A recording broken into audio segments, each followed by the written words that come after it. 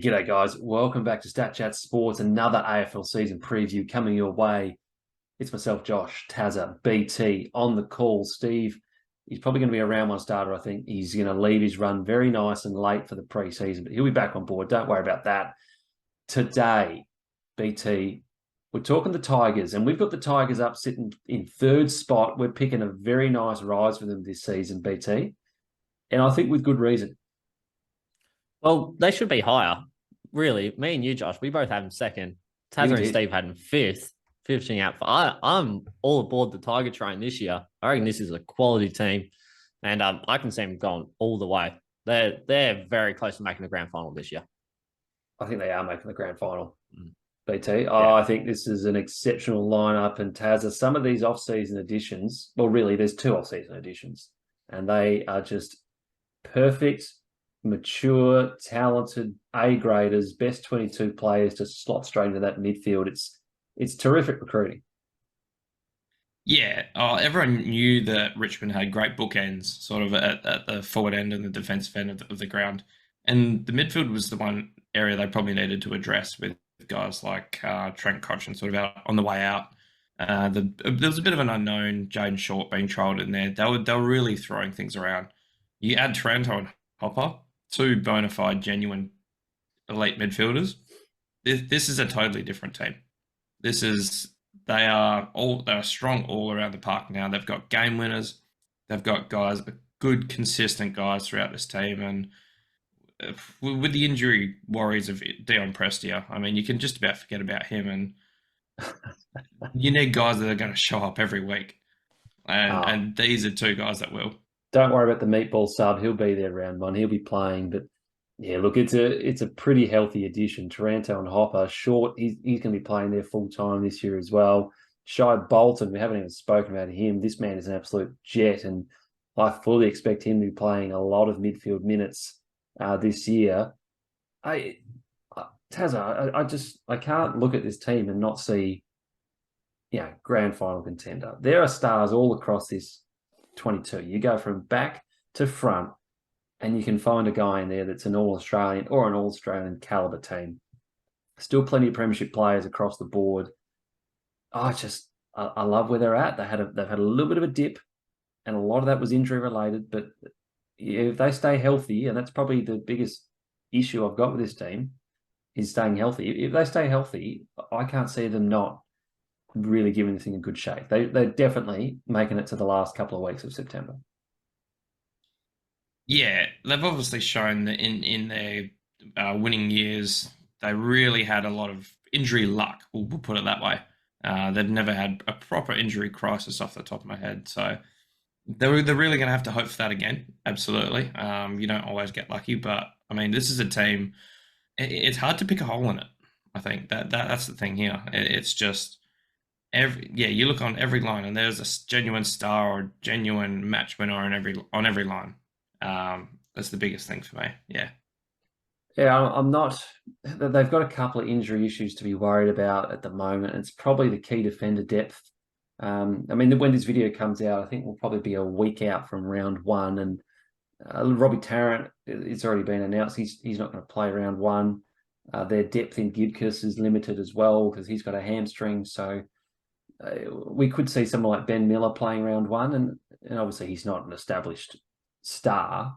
So that's probably where I say that's probably the issue there, is if the injuries do start to stack up and they're certainly not healthy coming into round one, we might have a couple of concerns. But I mean, we've seen previously as well, I think 2019, they had injuries all across the park, managed to get healthy at the right time of the year and went on a run and won the flag. So I think as long as we've got a reasonably healthy Richmond list by the back end of the year, I see this team doing a lot of good things. Yeah, absolutely. Yeah, I think that there's too much star quality around here they're going to factor in at some point. And with all that star quality, we always like to look for an All Australian or someone who's going to push that 40 or hopefully get into that 22. Who do you think? Who can you see from Richmond this year cracking that All Australian team? Yeah, so if you've seen any of our previous videos, our AFL season previews, BT, you'll know we love to pick an obscure player. So we're not going with, your We dusty don't play it stuff. safe. No, we don't. No, we don't. We're not afraid to make the hard calls here. And so I've picked a guy who's never made the All-Australian team before, and he's never played a game for Richmond before. I'm talking about Timmy Trumpet, Tim Taranto. He's going to step into this lineup as the boom recruit. He's going to have a terrific year. He's going to be playing a ton of midfield minutes. He racks up the footy. He's shown in the past he gets a ton of the ball. I think he averaged 25 posies a year last year, which was elite. Looking very good in the preseason. He had 33 posies and 500 plus meters gained in the last preseason game against Melbourne. He's in good form, and he's the type of midfielder that you just want on your team. He's explosive. He's going to be getting the ball on the outside. He's going to be running it inside 50, and he can hit the scoreboard as well. So for me, he's got everything there. He's the entire package, and if he gets a good run at it and he gets midfield time, which I think he will, Timmy Trumpet, for me, he's going to be in the All-Australian team this year. It might be on a half-forward flank if he kicks enough goals, and we don't like that here at StatChat Sports. We like picking players in their genuine positions, BT, but I can see him making the team. I think that's a very good call. The only concern I have, Richmond are a huge possession type team. So I can't see his average improving too much, but if he can add the goals and the meters gained, which is a obscure stat sometimes, the meters gained, is depending on what they do with it. Yeah. If he can add those two and be actually effective with the ball, yeah. But I can't see him pushing like the 30 disposals every single game type, because that's just not how Richmond play. No, and it's not every week. And like you say, the stats don't lie. You can use meters gained to whatever you like. But yeah, I see him having a really good year. And I think this is for me, there was a lot of good pickups in the offseason Tazza. But this one, Richmond fans know how good it is, but I think it got lost a little bit in the limelight of trade period because this is an A-grade player. He's 25, 100 games under his belt. He's a former top 2 pick. I mean, how good of a pickup is this for the Tigers? It got lost because he comes from a largely irrelevant team in Greater Western Sydney. That's exactly why. Tazza. They're irrelevant because they're not a Victorian team. I like them. Don't get me wrong, but the VFL don't like them because it lies outside of their. I like them as well. Outside of their jurisdiction. I like them as well. And if you are watching this video and you haven't watched our GWS preview, I would encourage you to watch it. BT got absolutely slammed in the comments by a couple of the Giant supporters for really just showing absolute disdain towards his club. The club shouldn't even be around anymore. Taranto did the right thing, got out of there. Oh, that's savage. This club is irrelevant. It's irrelevant, this club now. They're going to be in a bit of pain. I mean, we've already covered that off, but yeah. They're losing 2 guys like Taranto and Hopper, as we mentioned before. It's going to be tough for them to bounce back from that. We also like to look for a breakout player, a player who may not be in the 22, is going to cement himself in the 22, or a guy in the 22 that could possibly just elevate himself to that elite level or cement himself as a bona fide star in his team.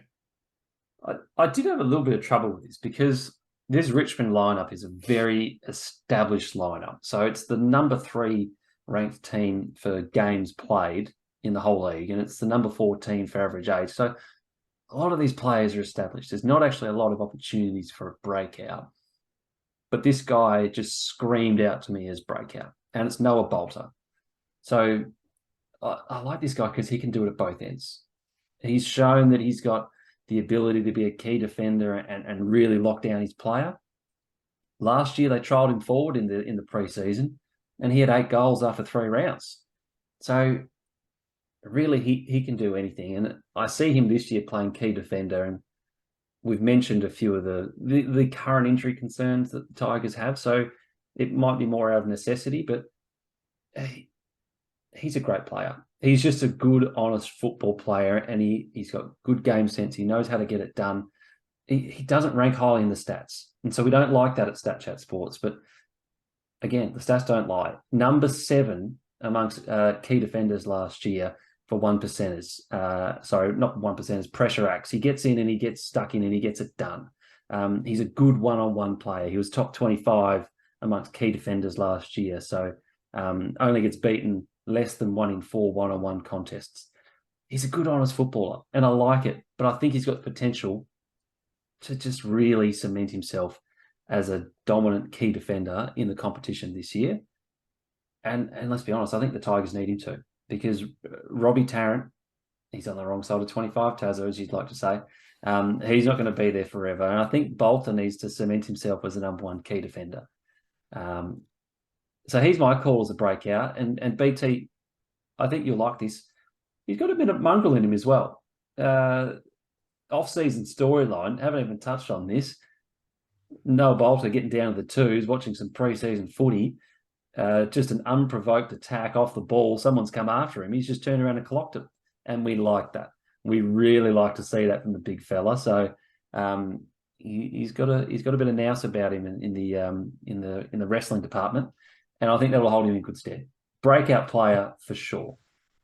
I love that call. I love this guy. He's like an old school footballer. He's not the most skillful player. He's not the quickest player, but he gets the work done. He's aggressive at the ball. He's tough. He's tough. Yeah. I reckon he has all the ability to be a A-grade defender, as you say. But I always think about when he chased down Phil Davis last season, and Phil Davis did that hamstring. that whenever I think of Bolter, I always think of that, and that was quality stuff. What have you got against the Giants, mate? Seriously, yeah. What's going on? I wish all the injuries on the Giants. Oh no! Whoa! I'm at that stage. That's filthy. But back to the Tigers.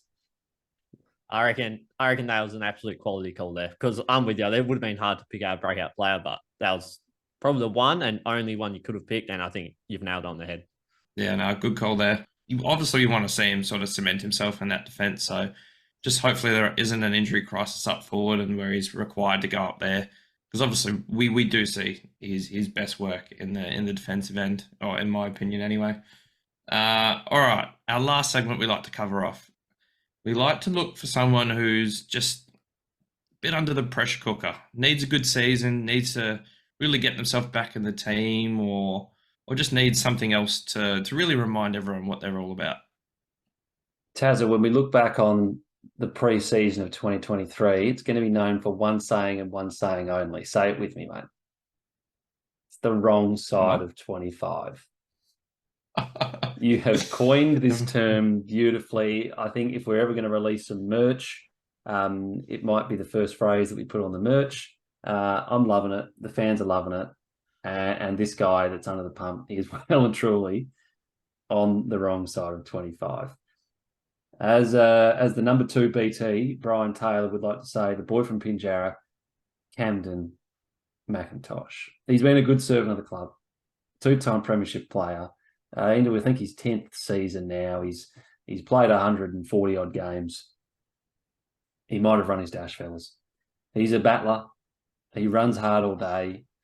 He gets it done. He's not the most sexy footballer. His disposal at times is absolutely dog shit. But in saying that, he's a battler, and you need some of those guys on the team. But the issue for the Tigers that I see coming up this year is they've got young players that they need to make a call on. They need to get some young players in this team, because otherwise you'll see a Ross Lyon type fall for the Tigers, and they'll just absolutely capitulate with all these old stars leaving the team. So they need to blood some young guys. And I'm looking through their list. Hugo Ralphsmith is a guy for me that should be playing best 22 football all year, and I struggle to see a spot for him. Jack Ross, he's been in and out. He's 22 years old, has never been able to cement a spot in the team. They need to give him minutes as well. Judson Clark, terrific first name, clearly was conceived around the time that Chris Judd was dominating. He needs some first-team football as well. Sonzi, he's on the fringe. I could see him in the team as well. So here's some guys that the Tigers need to give minutes to, and old man McIntosh is just holding down his spot, and he's stopping them from getting in the team. So I love McIntosh. He's a battler. He's the type of footy player that you want at your club, but I could see him on the way out. He's 29. He's right on the precipice of falling off. I think he's under the pump. I think he plays round one, to be honest with you. I think he's in the team. But by the end of the year, and he is an unrestricted free agent at the end of the year, fellas, I think he's on the outs, and I think he doesn't come back next year. I think it's a right call because it's one of the easier positions to replace, playing that high half forward wing role that he does. He's not like exactly what you said. They need to get these young fellas in there. He's not going to win them games. He really isn't. And my call is he doesn't play football again after this season. He's not going to another club. He's just he's retiring. He's retiring after this season. Oh, I could see him playing at another club. I mean, it depends whether he wants to be a one club player or not. I don't think he's on the list next year. If he has a really good year, they might give him an extra year. But I mean, he could go to a developing club. Yeah, he could go to someone like a Hawthorn, or he could go to the Giants, even though you hate them, and play a role. You know what I mean? He's a role player, this guy. And if he wants to keep going, he could. But yeah, you might be right. He might come back to WA. You might see him rolling around for Peel and the Waffle. I don't know. But yeah, I think this might be it for the Tigers' career. Yeah, definitely. I cannot see him playing for the Tigers at all next year. But yeah, I just can't see him going to another club because it's so easy to replace that type of player. If you can chuck anyone on a wing, you can chuck anyone on a half forward, really. These young fellas is where they normally start, is a half forward or a wing before they go into the guts. So I'm with you. He's starting round one. He is, but he has to have an outstanding year to play majority of the games this year. Yeah, look, there you go. So certainly an under the pump player, Camden McIntosh. If you agree with that in the comments, let us know. Richmond fans, I think we're excited about him for 2023. We see a big season out of the Tigers this year, and I'm betting you too as well. So let us know in the comments below if you like the Tigers, if you see him winning the flag. If you're a Giants fan and you're watching this video, one, welcome. Great to have you here. Two, bag us out in the comments below, because there's been some unnecessary heat on the Giants this year, and we wouldn't mind hearing some feedback from your end. Aside from that, 2 teams to go. 2 teams left to preview before the start of the AFL season. Make sure you subscribe to StatChat Sports if you want to be notified of when those are coming out. But we've got videos coming out every 2 days in the lead up to the AFL season. So stick around, stay tuned for those, and we'll see you in the next one. Cheers.